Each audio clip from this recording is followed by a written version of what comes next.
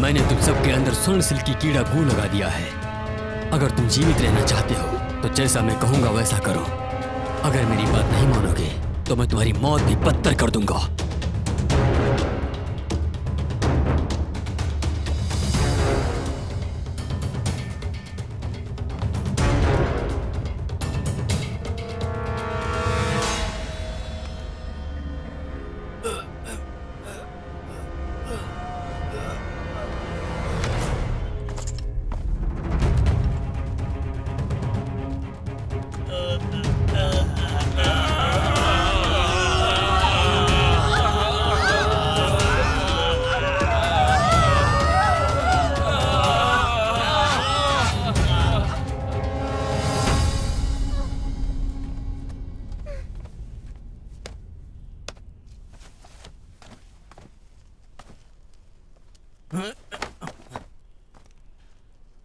क्या तुम्हें पता है कि केवल तुम ही एक ऐसे हो जो कि इस कीड़े से आजाद हो? क्योंकि तुम्हारी हिम्मत नहीं है मुझे कुछ करने की। तुम्हें इस बात का डर होगा कि अगर मेरी याददाश्त चली गई, मुझ पर स्वर्ण सिल्क की कीड़े का हमला हुआ तो मेरी याददाश्त चली जाएगी और तुम जो जानना चाहते हो वो तुम नहीं जान पाओगे। सच में बहुत होशियार हो तुम। ठीक है, जब तुम्हें पता है कि मैं क्या चाहता हूं तो सीधा मुद्दे पर आते हैं। बताओ मुझे सोना कहाँ रखा हुआ है? सोने का स्थल बताने से पहले मैं अपने आप को खत्म कर लेना पसंद करूंगा। मुझे पता है कैसे बुलवाना है। तुम दोनों उसे बेदी के पास लेकर जाओ।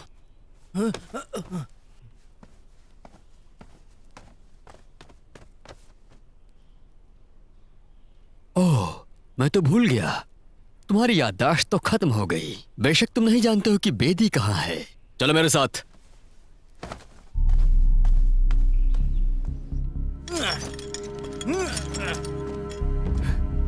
बुरा लग रहा है ना? तुम मुझे इधर उधर भगा रहे थे, अब तुम मेरे बंधक हो। आकाश ड्रैगन संप्रदाय जिसको बनाने में तुमने मेहनत की वो मेरी हो जाएगी। तुम बहुत ही घटिया इंसान हो।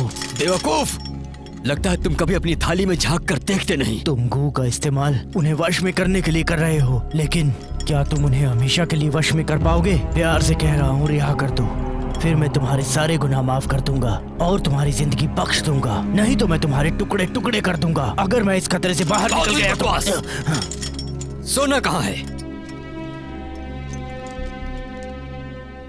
अगर नहीं बताओगे, देखते हैं कौन ज्यादा मजबूत है, तुम्हारी रीढ़ की हड्डी या मेरा चूर्ण।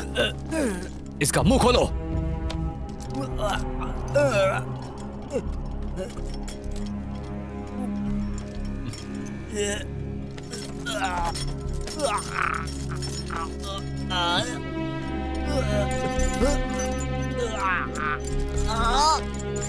इंशाओ, उस पर नजर रखो।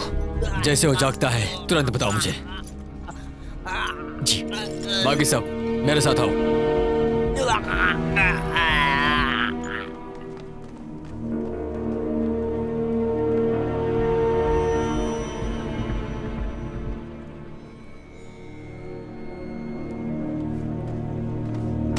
गुरुजी, गुरुजी,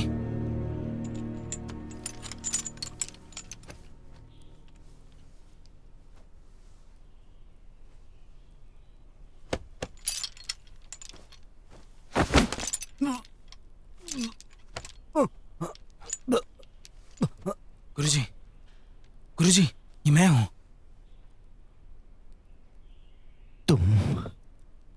तुम पर तो कीड़े गू का हमला हुआ था, फिर भी तुमने मुझे कैसे पहचाना? क्या तुम पर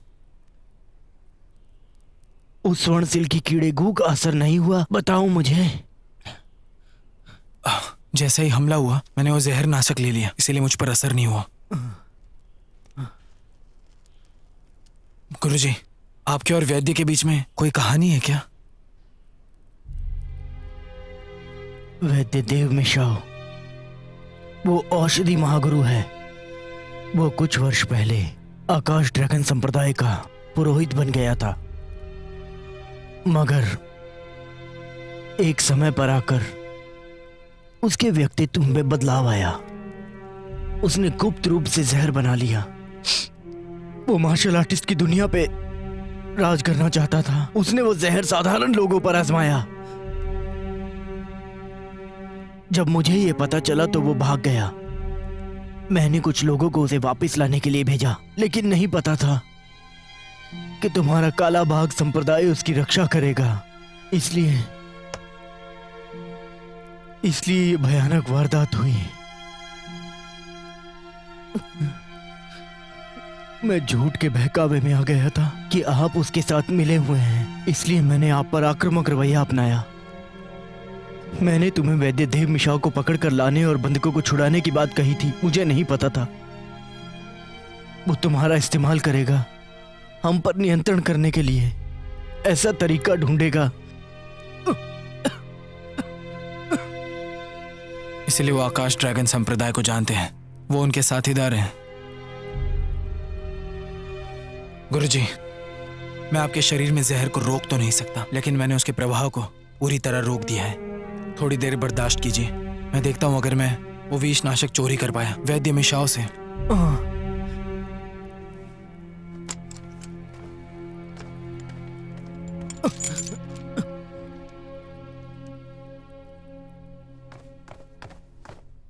गुरुजी, मैं युंग शाओ।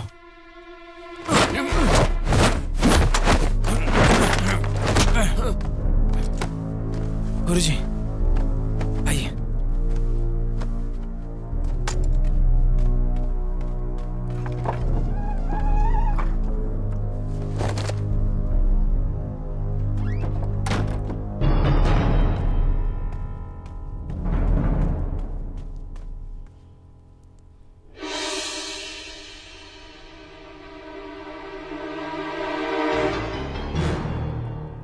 न्याय घर?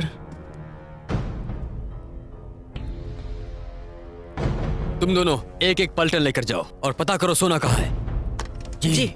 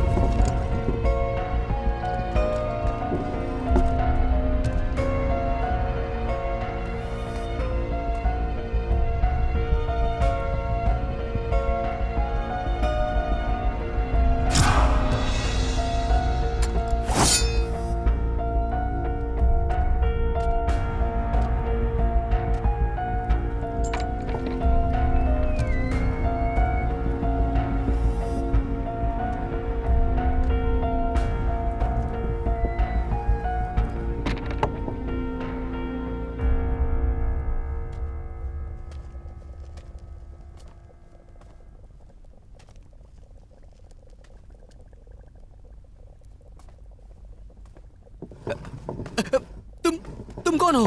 अंदर कैसे आ गए?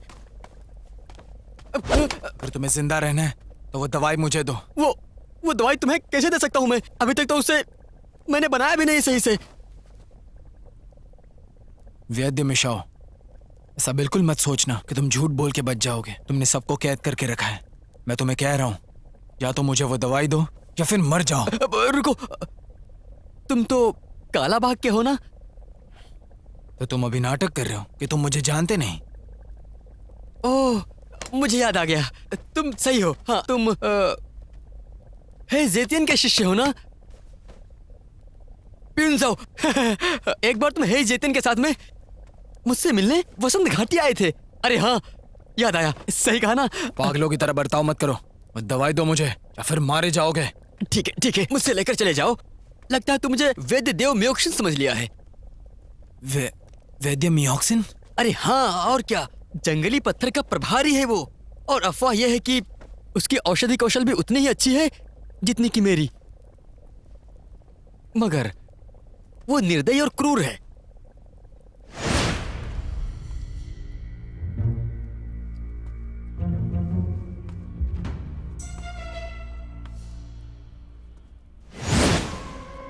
तो फिर तुम कौन हो? वैद्य देव मिशाऊ। तो वो कौन था जो अभी गया? वो मियोक्सिन था। तो फिर वो और तुम? अरे हम दोनों जुड़वा हैं, जुड़वा भाई। तुम लोग दोनों जुड़वा हो? हाँ। तो फिर उसने तुम्हें यहाँ बंद क्यों किया? देखो, ये एक लंबी कहानी है। हम दोनों ने बचपन में ही औषधि की पढ़ाई शुरू की थी। हम औषधि में प्रसिद्ध होना चाहते थे, मगर फिर हमारे पिताजी अचानक मर गए। फिर हम लोग जियान जू चले गए। कभी कभी हमारे दुश्मन भी बन जाते थे।